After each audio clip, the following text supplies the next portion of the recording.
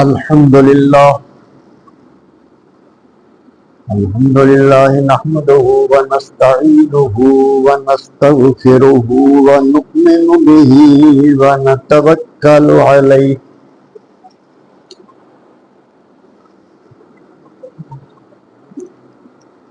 ونعوذ بالله من شرور أنفسنا ومن سيئات أعمالنا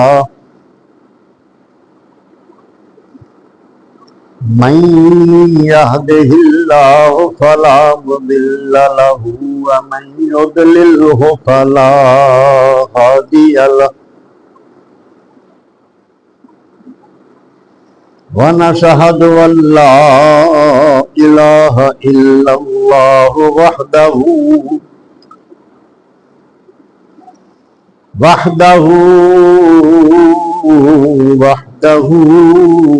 لا شريك له ونشهد أن سيدنا ومولانا وملجأنا ومأوانا محمدا عبده ورسوله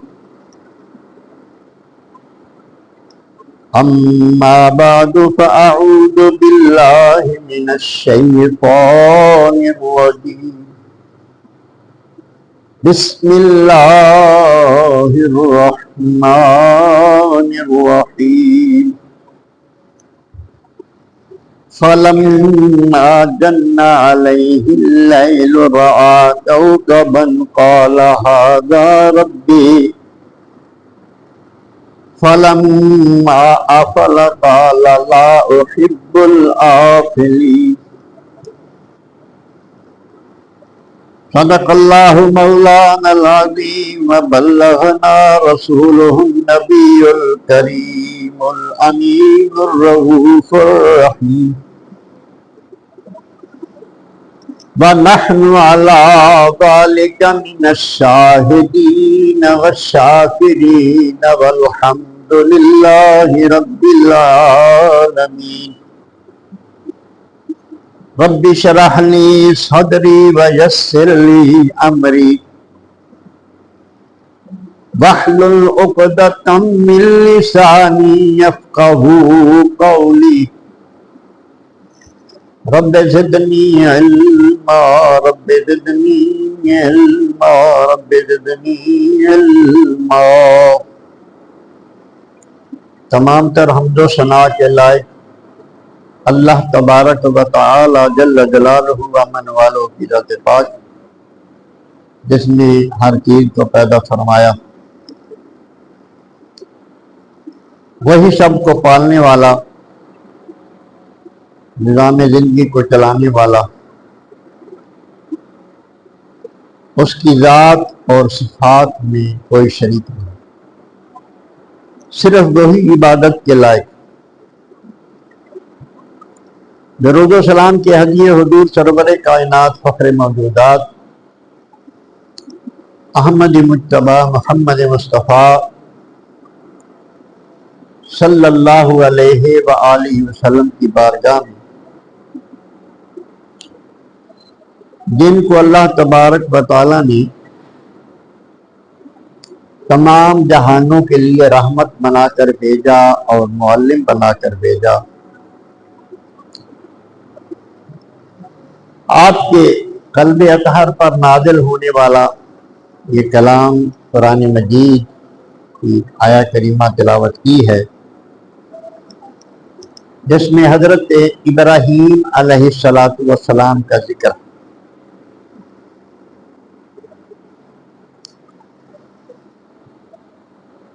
یہ ماہ مبارک ذیقعد چل رہا ہے، اس کے بعد عنقریب آنے والا ہے ذی الحج، جس میں قربانی اللہ تبارک و تعالیٰ نے اہل ایمان کو ایک تحفہ دیا ہے، جس میں قربانی کی جاتی ہے۔ صحابہ کرام نے پوچھا نبی کریم علیہ السلام سے کہ یہ قربانی کیا ہے؟ تو آپ نے ارشاد فرمایا کہ تمہارے باپ حضرت ابراہیم علیہ السلام کی سنت. تو نبی کریم رؤوف الرحیم صلی اللہ علیہ وآلہ وسلم بھی حضرت ابراہیم علیہ السلام کی اولاد میں سے تھے، اور یہ اہل مکہ جو قریش تھے یہ سارے حضرت ابراہیم علیہ السلام کی اولاد میں سے تھے. حضرت اسماعیل علیہ السلام جو حضرت ابراہیم علیہ السلام کے صاحبزادے تھے وہ یہاں آباد ہوئے اور ان کی نسل یہاں چلی. تو اہل مکہ حضور کے دور میں جتنے تھے وہ سارے انہی کی اولاد میں سے تھے. اللہ اکبر. حضرت ابراہیم علیہ السلام کے کلمات جو قرآن مجید میں بیان کیے گئے ہیں ان میں سے ایک آیت کریمہ کی تلاوت کی ہے. فَلَمَّا جَنَّ عَلَيْهِ اللَّيْلُ رَأَىٰ كَوْكَبًا. جب چھا گئی ان پر رات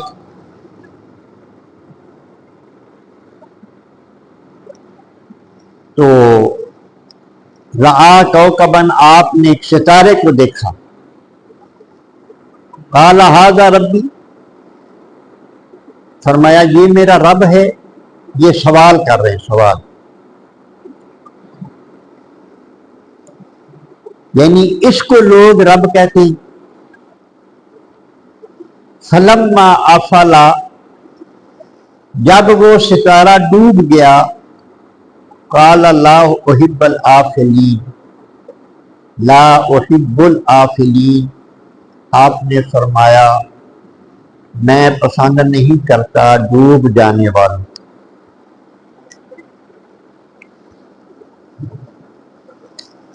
یہ کلام حضرت ابراہیم علیہ السلام کا بچپن کے زمانے کا ہے. اب اس کا پس منظر تھوڑا بیان کر لیتے ہیں، اس کے بعد پھر ان آیات کی سمجھ آئے گی. حضرت ابراہیم علیہ السلام کی پیدائش جس شہر میں ہوئی اس کا نام ار تھا، اور یہ شہر عراق میں تھا. آج جس ملک کا نام، جس ریاست کا نام عراق ہے اس کا یہ شہر تھا ار. تو اس شہر کے اندر حضرت ابراہیم علیہ السلام کی ولادت باسعادت ہوئی. تو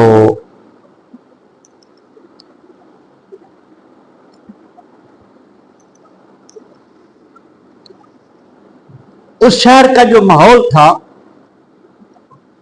وہ مشرکانہ تھا.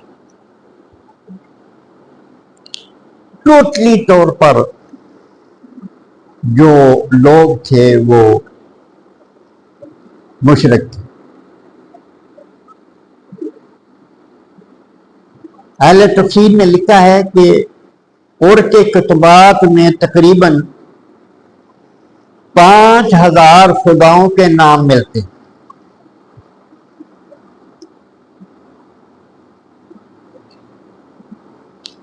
یعنی جو انہوں نے مورتیاں بنا کے رکھی ہوئی تھی، بت اس شہر میں رکھے ہوئے تھے، ان کی تعداد 5000 تھی. اتنا کثرت سے ان کی پوجا ہوتی تھی. اللہ اکبر. مختلف یعنی ملک کے مختلف شہروں کے الگ الگ خدا تھے. ہر شہر کا ایک خاص محافظ خدا ہوتا تھا. ان بتوں کے بارے میں ان کا خیال تھا کہ یہ مورتیاں جو ہیں نا یہ شہر کی حفاظت کرتی ہیں، سارے کام انہی سے چلتے، اس کو رب البلد کہا جاتا تھا۔ اور کا رب اس کا جو رب البلد تھا اور کا اس کو ننار کہا جاتا تھا۔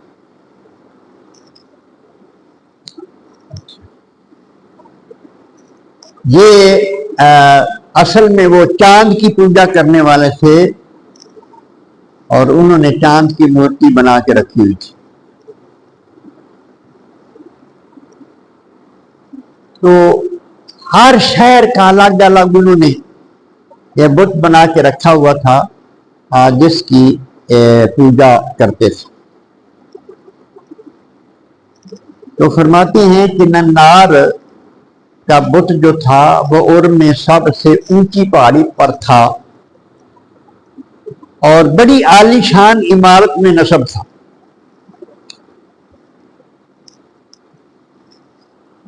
مندر میں کثرت کے ساتھ عورتیں بھی وقف تھیں ان بتوں کے نام پر، جو اس کی خدمت وغیرہ کرتی تھیں، اور ان کے عقیدے میں بڑی بے حیائی تھی، اس کا ذکر ضروری نہیں ہے۔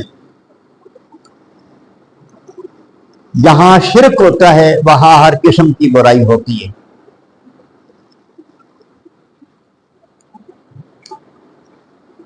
تو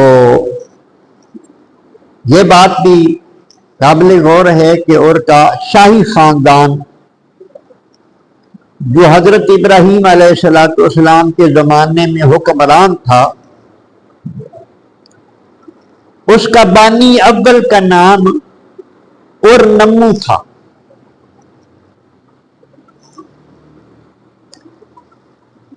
جس نے 23 برس قبل مسیح میں ایک وسیع سلطنت قائم کر لی تھی، اسی سے اس خاندان کو نمو کا نام ملا، جو عربی میں جا کر نمرود ہو گیا۔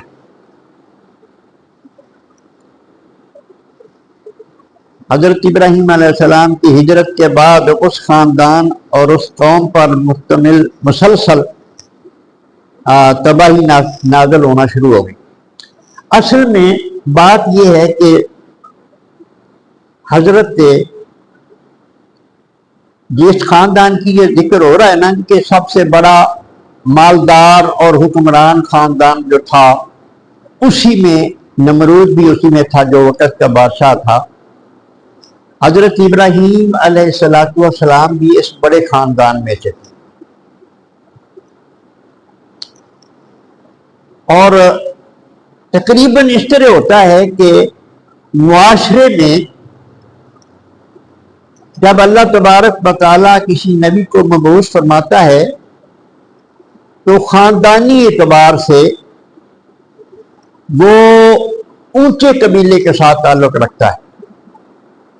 نبی کریم رؤوف الرحیم صلی اللہ علیہ وآلہ وسلم مکے میں جو سردار تھے، جو خاندان ہمیشہ شریف مانے جاتے تھے، جو رتبوں والے، جو عظمت اور شان والے خاندان مانے جاتے تھے، دنیا اعتبار سے نبی کریم علیہ السلام بھی اسی خاندان میں سے تھے، اور حضرت ابراہیم علیہ السلام بھی یہ جو خاندان بڑا خاندان مانا جاتا تھا اسی میں سے۔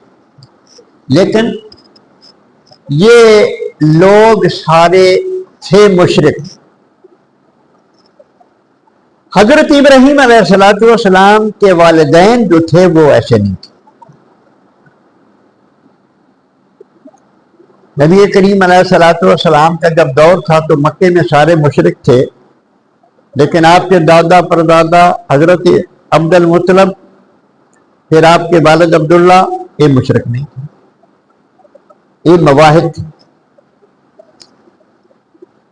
انشاءاللہ آئندہ کسی موقع پہ اس کی وضاحت ہوگی۔ قرآن مجید میں لفظ آدر کے استعمال کیے، وہ حضرت ابراہیم علیہ السلام کا چچا تھا، وہ تو مشرک تھا، لیکن آپ کے والد کا نام طارق تھا، وہ مواحد تھا۔ آپ کی ولادت کے بعد وہ فوت ہو گیا تھا، پرورش آپ کی جو کی تھی نا وہ آزر نے کی تھی، تو وہ مشرک تھا، اس لیے آپ اس کو باپ ہی کہتے تھے۔ قرآن مجید میں بھی اس کا نام مطلب آزر آیا ہے اور باپ کہا گیا ہے، اور عربی میں چچے کو بھی باپ کہا جاتا ہے۔ قرآن مجید میں آتا ہے کہ چچے کو بھی باپ کہا جاتا تھا۔ اس کی وضاحت بھی انشاءاللہ آئندہ کسی موقع پر ہوگی۔ حضرت ابراہیم علیہ السلام کی ولادت کا جب وقت آیا تو اس وقت بچوں کی پیدائش پر بہت زیادہ پابندیاں تھیں۔ نمرود کو نجومیوں نے، ستاروں کا علم رکھنے والوں نے یہ بتایا ہوا تھا کہ وہ زمانہ آ گیا ہے کہ ایک بچہ ایسا پیدا ہوگا جو تیری بادشاہی، تیری حکومت اور تیری ذات کے لیے تباہی کا باعث بنے۔ اس نے پہلے نمبر پر تو یہ انتظام کیا کہ جو مرد عورتیں ہیں ان کو علیحدہ علیحدہ کر دیا۔ پھر جب یہ پتہ چلتا کہ فلاں عورت امید سے ہے تو اس کے ساتھ نگران کو مقرر کر دیتا کہ جب بھی یہ بچہ پیدا ہو، اگر یہ لڑکا ہے تو اس کو مار دیا جائے۔ اس نے بھی یہ نظام قائم کر دیا۔ جب یہ صرف دنیا دار، دنیا کی پوجا کرنے والے، ان کو اقتدار ملتا ہے، ان کو جب کرسی ملتی ہے تو اگر دین کے ساتھ تعلق نہ ہو، کسی اللہ والے کی نگاہ نہ ہو اس پر، اور دین کو سمجھنے والے نہ ہوں، تو ان کے اندر کفر ہی ہوتا ہے، بے شک وہ کلمہ ہی پڑھتے ہو۔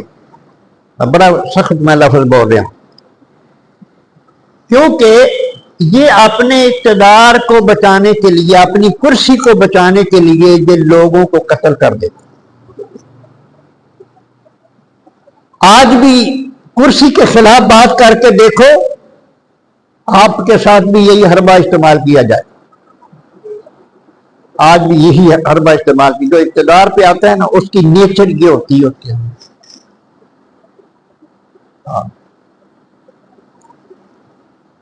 وہ اور ہیں جو اللہ کی رضا کی خاطر یہ بادشاہیاں بھی چھوڑ کے چلے جاتے تھے۔ مجھے ایک واقعہ یاد آ رہا ہے، موقع تو یہاں نہیں بنتا لیکن مجھے ایک بات یاد آ رہی۔ حضرت ابراہیم ادم رحمت اللہ علیہ بہت بڑے ولی کامل ہوئے ہیں، یہ بادشاہ، یہ بادشاہ تھے اور اپنی نرم و نازک بستر پر سوئے ہوئے تھے۔ رات کا وقت تھا، سردیوں کا موسم تھا۔ ان کے مکان کی، ان کے شاہی محل پر نا کسی کی چلنے کی آواز آئی۔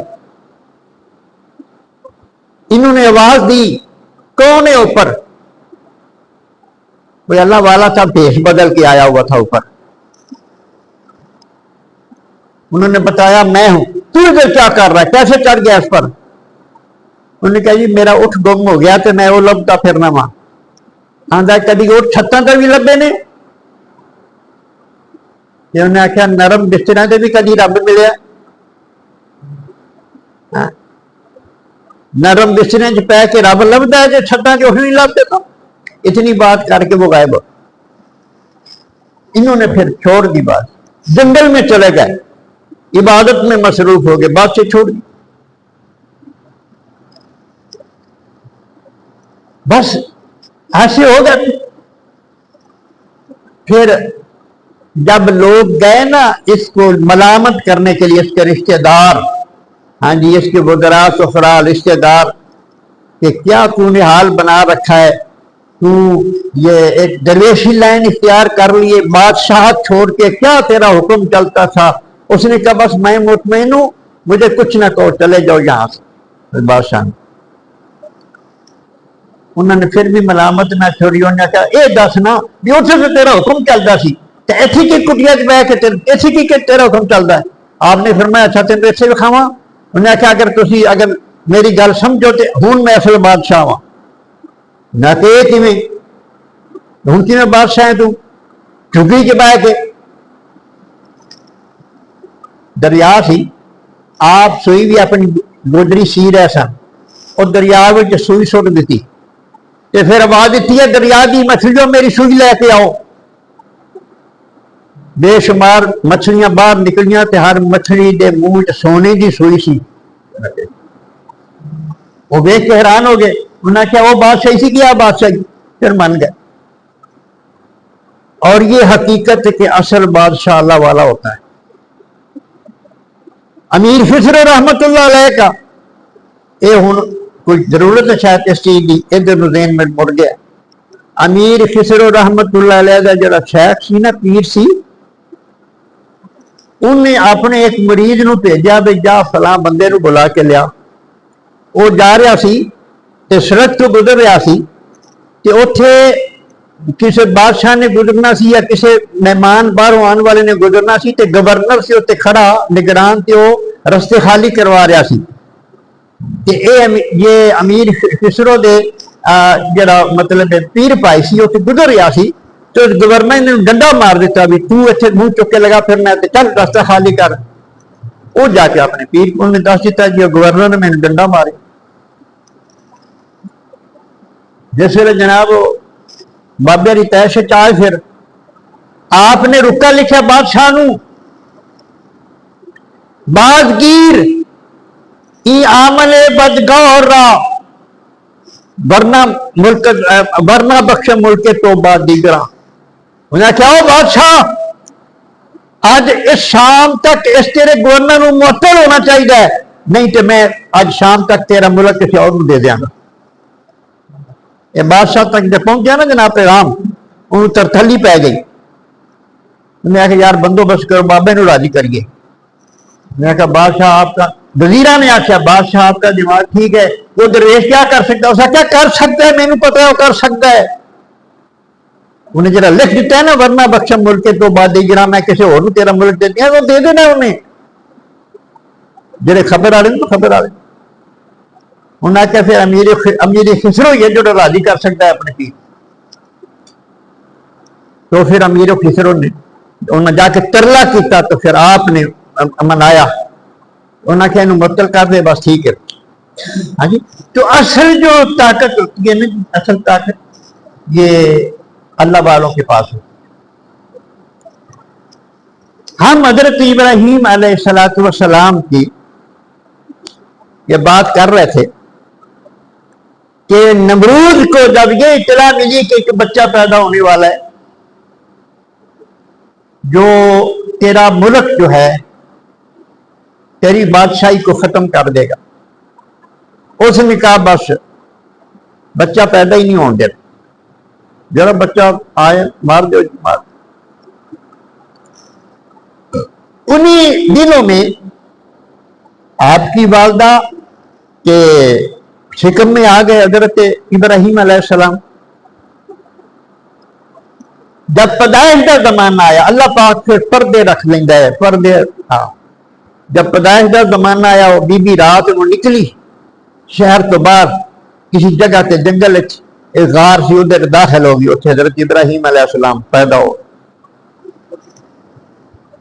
جب آپ پیدا ہوئے پیدائش تو بعد آپ نو صاف ستھرا کر کے صاف کر کے تے بی بی ہن اتنے نہیں رہی اللہ دے سپرد کر کے اس بچے نو تے غار دا منہ بند کر کے تے آپ اپنے گھر اس طرح یہ راز رہا جا.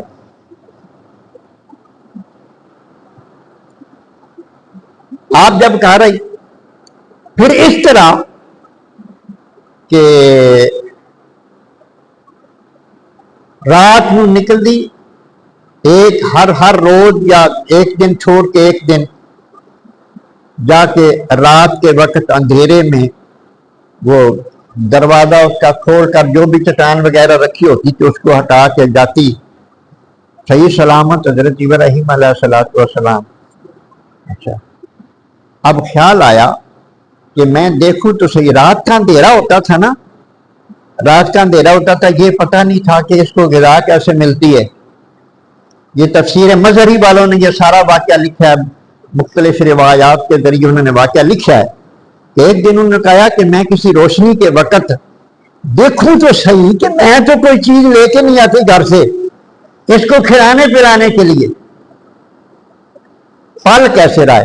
اور پھر مطلب یہ ہے کہ لکھا ہے اہل تفسیر نے کہ جتنا بچہ ایک مہینے میں بڑھتا ہے اتنا وہ ایک دن میں بڑھتے تھے،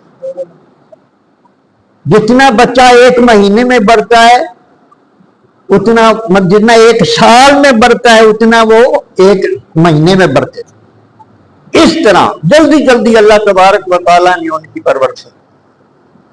ایک دن ماں نے کسی روشنی کے وقت آ کر جائزہ لیا، دیکھا تو انگلی منہ میں ہے۔ جب دیکھا جناب انگلیوں میں اللہ تبارک و تعالیٰ نے ایک سے دودھ کا چشمہ جاری کیا ہوا ہے، ایک سے شہد کا چشمہ جاری کیا ہوا ہے، ایک سے پانی آ رہا ہے، ایک سے کچھ اور آ رہا ہے، یعنی غذا کی جتنی ضروریات تھی وہ حضرت ابراہیم علیہ السلام کے جسم سے، آپ کے وجود سے پوری ہو رہی۔ خزانوں کا مالک تو وہ ہے،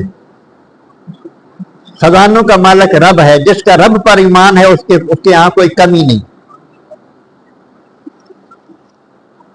آپ دیکھو نہیں، بظاہر کوئی ذریعہ نہیں، جس جسم کی خوراک کی ضرورت ہے، جس جسم کو خوراک کی ضرورت ہے اسی میں خوراک کے خزانے رکھ دیں اللہ۔ جس جسم میں خوراک کی ضرورت ہے اسی میں ہی، اسی جسم کے اندر ہی خوراک کے خزانے، وہ اندر سے اندر بھی پورے ہو سکتے تھے، لیکن دنیا کو بھی تو دکھانا تھا نا میں خزانے والا۔ انگلیوں سے دودھ نکل رہا ہے حضرت ابراہیم علیہ السلام کی، اور ایک سے شہد نکل رہا ہے، ایک سے پانی نکل رہا ہے، غذائیت کے کئی چشمے اللہ تبارک و تعالیٰ نے جاری فرما دی۔ یہ لوگ محتاج نہیں ہوتے، ظاہری چیزوں کے یہ محتاج نہیں ہوتے۔ اب 1400 صحابہ ہیں، 1400 صحابہ تو نبی کریم علیہ السلام کو شکایت کی، یا رسول اللہ ہمارے جانور بھی بھوکے مر رہے ہیں، پیاسے مر رہے ہیں، اب وضو بھی کرنا ہے، پینے کو بھی پانی کوئی نہیں، تو کیا کریں؟ سرکار نے فرمایا کوئی برتن لے آؤ جس میں 1-2 بوندے پانی۔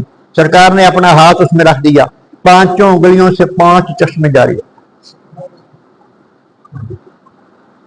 یہ اللہ کے نبی جو ہوتے ہیں ان کے جسموں میں اللہ پاک نے خزانے رکھے ہوتے ہیں، ہر چیز کے خزانے، ہر چیز ان کے تر۔ اللہ تبارک و تعالیٰ نے اپنے محبوب کو ارشاد فرمایا، محبوب اگر تو آپ چاہیں تو یہ پہاڑی سونے کی بنا دوں، یہ پہاڑی سونے کی بنا دوں۔ عرض کی مولا نہیں، میں یہ چاہتا ہوں کہ ایک دن کھاؤں اور ایک دن فاقہ کش رہوں۔ ہاں جی، ان کو ان چیزوں سے محبت نہیں ہوتی نا، ورنہ ان کے ہاں کسی چیز کی کمی نہیں ہوتی۔ خزانے، نبی کریم علیہ السلام نے ارشاد فرمایا اوتی تو مفاتیح الغیب، مجھے غیب کے خزانوں کی چابیاں دے دی گئی ہیں۔ شاستہ کی حدیث ہے، مجھے غیب کے خزانوں کی چابیاں دے دی گئی۔ یہ ساری باتیں اللہ کے نبی پر جو اللہ کا کرم ہوتا ہے اس حوالے سے ہو گئی۔ تو واقعہ اصل جو بیان ہو رہا ہے وہ یہ ہے کہ حضرت ابراہیم علیہ السلام کے پیدا ہونے پر بھی پابندی لگی ہوئی تھی، لیکن اسی دور میں اللہ پاک نے پیدا فرما دیا، غار میں جا کر ماں نے جنم دیا۔ اللہ پاک نے شہد کا، پانی کا، ہر چیز کا بندوبست وہاں خدا کا کر دیا۔ مختلف روایات آتی ہیں کہ آپ کتنا عرصہ وہاں رہے، 5 سال بھی آتی ہیں، 7 سال بھی آتی ہیں، 10 سال بھی آتے ہیں، کہ اتنا عرصہ جو تھا وہ اسی غار میں رہے۔ کسی کو کوئی علم نہیں ہے، صرف ماں جانتی، صرف ماں جانتی ہے، کسی کو کوئی علم نہیں۔ والد گرامی تو آپ کے وفات پا چکے تھے، کفالت جو تھی وہ چاچے کے ہاتھ میں، اور یہ مشرک تھا چاچا حاضر، اس کو بھی یہ راز نہیں بتایا گیا۔ پھر آپ نے جب یہ مطالبہ فرمایا کہ اب مجھے باہر نکالو، کئی سالوں کے بعد پھر آدر کے سامنے آئے تو بتا دیا، فرمایا، آپ نے فرمایا ماں سے کہ بتاؤ ان کو میں کون ہوں، بتایا انہوں نے۔ آپ نے اس سے پہلا سوال ہی یہ کیا کہ مجھے کس نے پیدا کیا ہے، مجھے پالنے والا کون ہے، ان سے پوچھا۔ کہا تیری ماں۔ اب نہ کوئی پڑھانے والا ہے، نہ کوئی سکھانے والا ہے، مشرکانہ ماحول سارا، کسی کو کوئی پتہ نہیں کچھ۔ تو میری ماں کو کون پالنے والا ہے؟ جی میں پالنے والا ہوں، فادر کہتا ہے، یعنی وہ کفالت کر رہا تھی۔ تینوں کون پالنے والا ہے؟ نمرود۔ نمرود نو کون پالن والا ہے؟ چپ، خاموش، چپ کرا دیا۔ اللہ اکبر۔ اب بی بی نے یہ کہہ دیا کہ مجھے تو یوں لگتا ہے کہ نمرود کو جس بچے کے متعلق اطلاع ملی ہوئی ہے کہ یہ تیری حکومت کی تباہی کا باعث بنے گا، یہ وہی بچہ لگتا ہے۔ جاننے والے جان گئے۔ حضرت ابراہیم علیہ السلام کی قربانی کے دن آ رہے ہیں، اس لیے آپ کا تھوڑا ذکر۔ اب پھر جب آپ باہر آ گئے، اللہ کا نبی جو ہوتا ہے وہ ڈائریکٹ اللہ کا شاگرد ہوتا ہے۔ یہ پچھلی آیت میں ایک آیت چھوڑ کے مطلب آگے شروع کیا میں نے، یہاں اس آیت میں اللہ تبارک و تعالیٰ نے ارشاد فرمایا وَكَذَلِكَ نُرِي إِبْرَاهِيمَ مَلَكُوتَ السَّمَاوَاتِ وَالْأَرْضِ، ہم نے ابراہیم کو دکھا دی بادشاہیاں، زمین کی بھی اور آسمان کی بھی۔ ابراہیم کو ہم نے بادشاہیاں، ہر بادشاہی سامنے کر دی، زمین کی بادشاہی کیسے اور آسمان، سارا کچھ سمجھا دیا تھا۔ یہ ابھی آپ کا بچپن ہے اس وقت۔ اللہ نبی کو سب کچھ دکھا دیا جاتا ہے، نبی مشاہدہ کر کے آتا ہے۔ ہمارے سامنے یہ کتاب پڑھی ہے، ہم کتاب سے پڑھ رہے ہیں اور حق سمجھ رہے ہیں۔ کتاب میں ذکر ہے کہ اللہ نے ابراہیم علیہ السلام کو بادشاہیاں دکھا دی، ہم کتاب سے دیکھ نہیں رہے، کتاب سے پڑھ رہے ہیں۔ ہمارا یقین ہے، ایمان تبھی ثابت ہوگا کہ ہمارا اس بات پر پکا یقین ہوگا۔ ابراہیم علیہ السلام کے سامنے آیت کا نزول نہیں ہوا، صرف ابراہیم علیہ السلام کی ہر چیز سامنے کر دی تھی کہ یہ دیکھ لے بات۔ اب اس وقت کے لوگوں کے جو عقائد تھے اس کے حوالے سے بات حضرت ابراہیم علیہ السلام فرماتے ہیں، اللہ پاک نے فرمایا فَلَمَّا جَنَّ عَلَيْهِ اللَّيْلُ، جب اس پر چھا گئی رات، غار میں رہتے تھے میں، پھر اب باہر آئے، اب دیکھا رات چھا گئی، رَآ كَوْكَبًا، آپ نے ایک ستارے کو دیکھا، جب ایک ستارہ طلوع ہویا دیکھا آپ نے، قال ھذا ربی، اس کے ظاہری معنی ہیں کیا یہ میرا رب ہے؟ اب یہ ان کے سامنے، گھر والوں کے سامنے بات ہو رہی، ستارے کو دیکھا نا، اچھا یہ میرا رب، یہ